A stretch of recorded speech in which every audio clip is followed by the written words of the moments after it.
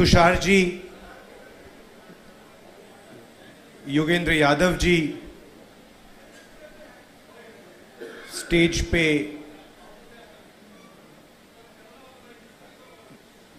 कैसे बोलें, मैं नॉर्मली वरिष्ठ नेता बोलता हूं, बट स्टेज पे एमिनेंट पर्सनैलिटीज, सोशल एक्टिविस्ट्स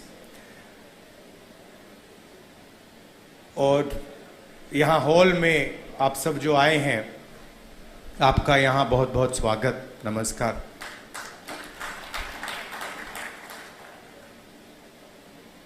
मैं आपसे दो तीन चीजें कहना चाहता हूं। पहली चीज यात्रा के बारे में, और जो मेरा अब पिछले 1.5 साल का जो एक्सपीरियंस रहा है। पिछले साल हम भारत जोड़ो यात्रा पे निकले, 4000 किलोमीटर चले कन्याकुमारी से कश्मीर, और हम सबको, मुझे तो पहली बार हिंदुस्तान को नजदीकी से देखने का मौका मिला। मेरे दिमाग में एक हिंदुस्तान था, एक इंप्रेशन था, और जैसे ही मैं चलना शुरू किया, वो इंप्रेशन टूटता गया, बदलता गया, और अंत में जब मैं कश्मीर पहुंचा, मेरा रियलाइजेशन ये था कि जिस चीज को मैं हिंदुस्तान मानता था वो एक्चुअली हिंदुस्तान था ही नहीं। वो मेरे इमेजिनेशन का हिंदुस्तान था, अनइन्फॉर्म्ड हिंदुस्तान था। और ये जो मैं हिंदुस्तान भारत जोड़ो यात्रा में जिसको देखा है, ये भी एक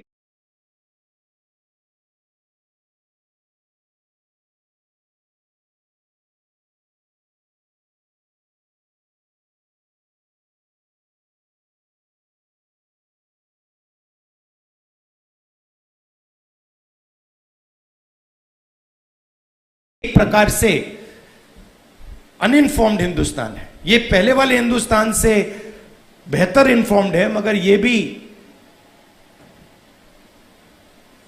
हिंदुस्तान की समझ नहीं है, सुपरफिशियल है। मगर उस यात्रा में दो चीजें बड़ी क्लियर थी। एक कि हिंदुस्तान नफरत का देश नहीं है, मोहब्बत का देश है। और इस देश में, इसके डीएनए में रिस्पेक्ट, मोहब्बत, ये बहुत गहरा है। तो चलते चलते मेरे दिमाग में यह सवाल आना शुरू हुआ कि अगर यह नफरत का देश नहीं है, यह पहला देश है जिसने इंडिपेंडेंस की लड़ाई मोहब्बत से लड़ी, और कोई देश है ही नहीं। मतलब कहते हैं कि civil rights movement, Gandhi ji की फिलॉसफी, उसने गांधी जी की फिलॉसफी का प्रयोग किया, मगर जो उनको डायरेक्शन किसने दिया? उनको डायरेक्शन गांधी जी ने दिया, हिंदुस्तान ने दिया। साउथ अफ्रीका में मैं गया था, मंडेला जी ने मुझे यही कहा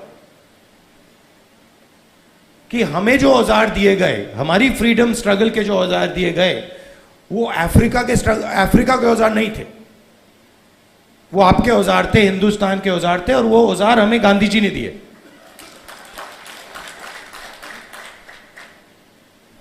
तो जब मैं चल रहा था, मेरे दिमाग में यह सवाल आया कि अगर हिंदुस्तान मोहब्बत का देश है, तो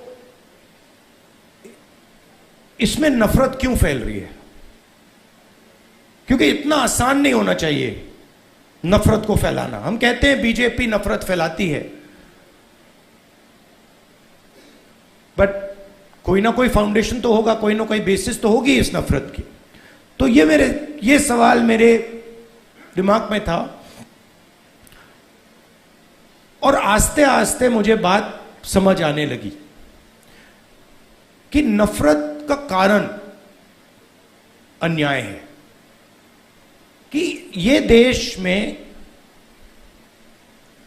गरीबों के साथ, किसानों के साथ, दलितों के साथ, महिलाओं के साथ, युवाओं के साथ, सबके साथ हर रोज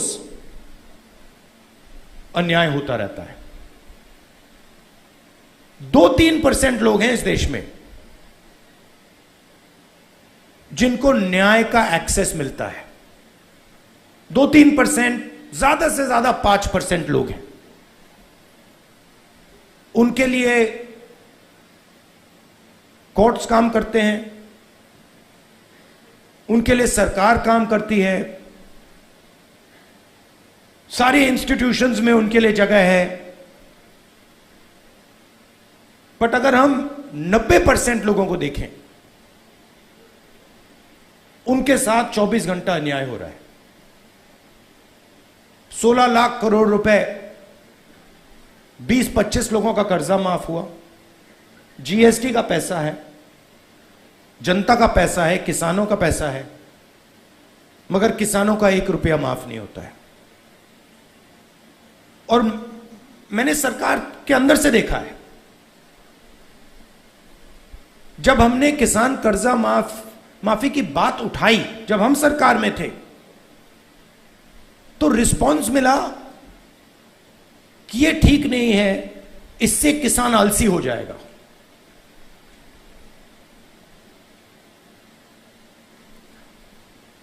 मनरेगा से गरीब व्यक्ति की आदत बिगड़ जाती है। मतलब वो काम कर रहा है, उसको आप उस काम के लिए पैसा दे रहे हो और उसकी आदत बिगड़ रही है। और दूसरी तरफ 20-25 लोग हैं, उनका 16 लाख करोड़ रुपए माफ हो रहा है, उनकी आदत नहीं बिगड़ रही। वो उसको पता नहीं विकास कहते हैं, डेवलपमेंट कहते हैं, प्रोग्रेस कहते हैं, पता नहीं क्या कहते हैं। तो अगर आप हिंदुस्तान के धन को देखें और उसको ट्रैक करें, तो आपको दिखेगा कि ये जो सोने की चिड़िया कही जाती है, इसका पूरा का पूरा धन किसानों से, युवाओं से, दलितों से, आदिवासियों से, पिछड़ों से छीनकर ये 20, 25, 50, 200 कितने लोग हैं, ज्यादा नहीं है, इनके ओर फनल होता है। तो इसलिए हमने दूसरी यात्रा में न्याय शब्द जोड़ दिया।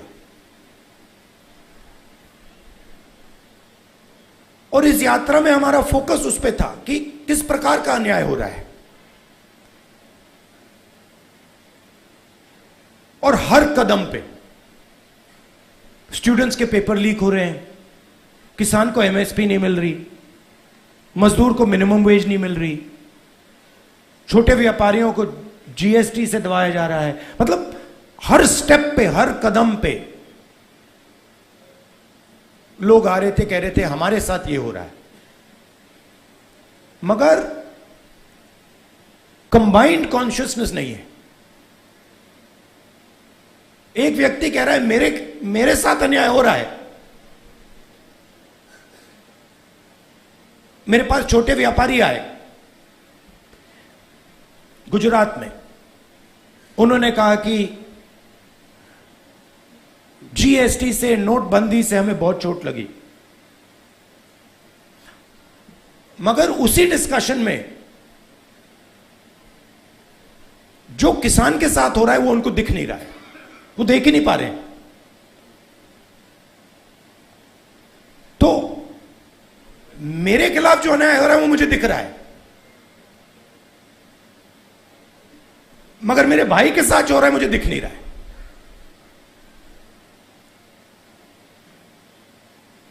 तो यह बहुत जरूरी बात है, क्योंकि जब तक आप अपने भाई का के साथ जो अन्याय हो रहा है वो नहीं देखोगे, तब तक कोई मूवमेंट खड़ा नहीं हो सकता।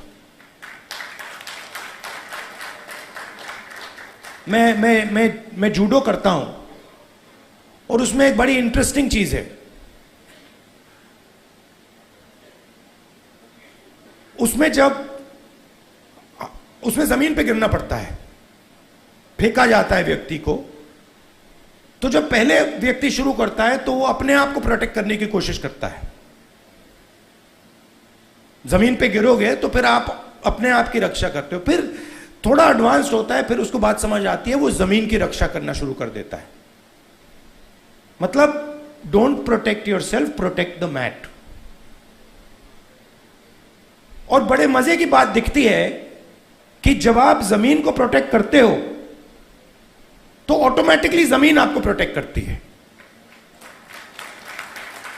तो मूवमेंट कैसे बनती है? मूवमेंट जब बनती है जब मैं अपने दर्द को छोड़कर मेरे साइड में जो खड़ा है उसके दर्द की रक्षा करना शुरू करता हूं। ऑटोमेटिकली वो मेरी रक्षा करेगा, उसको करना ही पड़ेगा। तो ये एक मेंटल लीप की जरूरत है। सबको दिख रहा है कि भाई किसान को दिख रहा है, मजदूर को दिख रहा है, सबको दिख रहा है, मगर एक दूसरे का दर्द नहीं दिख रहा किसी को।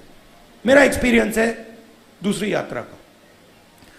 आखिरी बात देखिए, आपने राहुल गांधी का नाम बहुत बहुत बार लिया। कांचा जी मेरे दोस्त हैं, उन्होंने नारे भी दे दिए। ये राहुल गांधी नहीं है, ये हिंदुस्तान में करोड़ों लोगों की फीलिंग है। उनमें से मैं एक हूं और आप मेरे ऊपर फोकस कर देते हैं। बट भारत जोड़ो यात्रा में मैंने अपनी आंखों से देखा, मैं अकेला नहीं चल रहा था, लाखों लोग चले थे मेरे साथ। और एक्चुअली भारत जोड़ो यात्रा की स्ट्रेंथ राहुल गांधी नहीं था। भारत जोड़ो यात्रा की स्ट्रेंथ वो बाकी लोग थे। तो उन पे भी फोकस होना चाहिए। लड़ना हमें एक साथ है। और ये हिंदुस्तान के दो एक्सप्रेशंस के बीच में लड़ाई है। ये राहुल गांधी, मोदी, बीजेपी, कांग्रेस के बीच में लड़ाई नहीं है। हिंदुस्तान के नेचर के अंदर दो आत्माएं हैं और ये उन दोनों आत्माओं के बीच में लड़ाई है।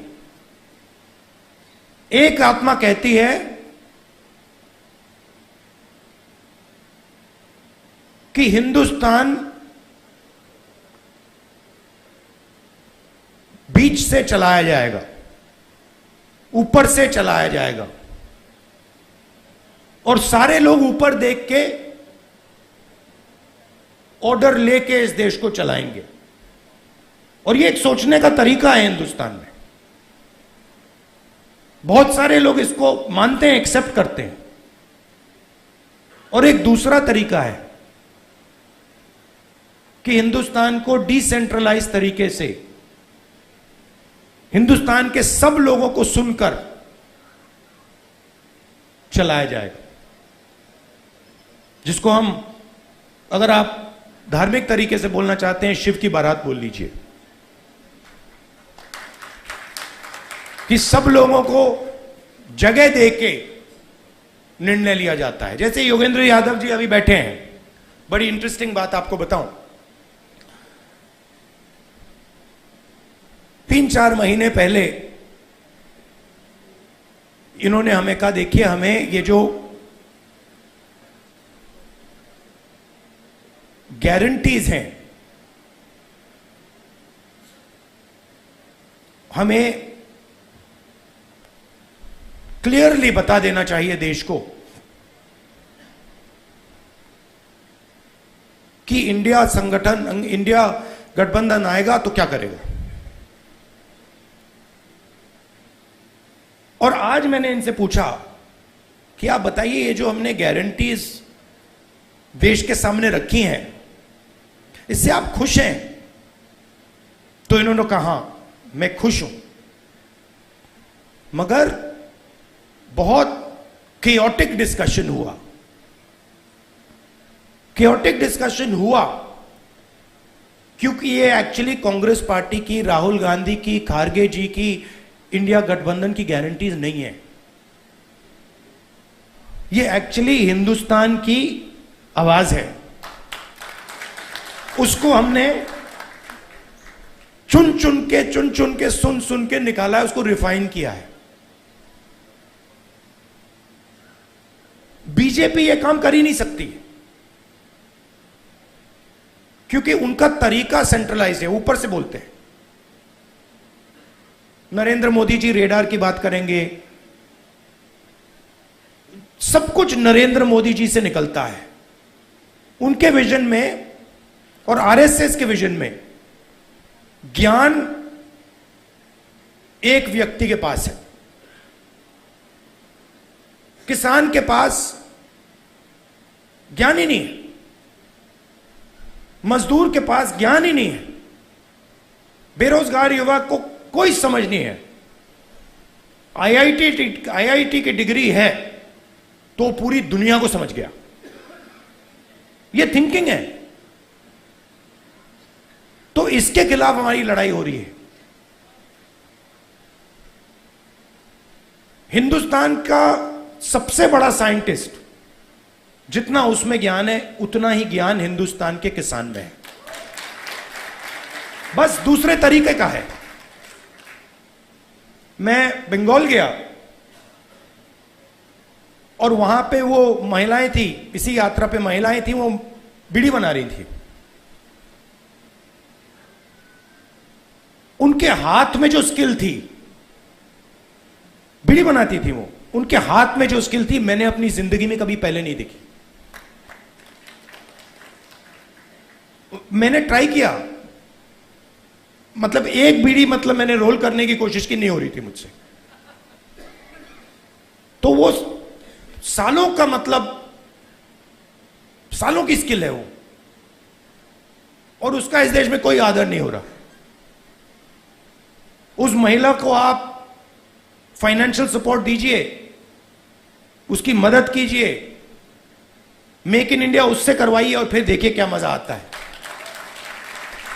तो ये दो अलग तरीके की सोच की लड़ाई है। इसमें हम सब एक साथ लड़ रहे हैं। बहुत अच्छा लग रहा है और घबराने की कोई जरूरत नहीं है। ये आप मत सोचिए कि बीजेपी आ गई, कॉन्स्टिट्यूशन को खत्म कर देंगे, ये कर देंगे, कुछ नहीं, इनमें इतना दम नहीं है, ये नहीं कर सकते।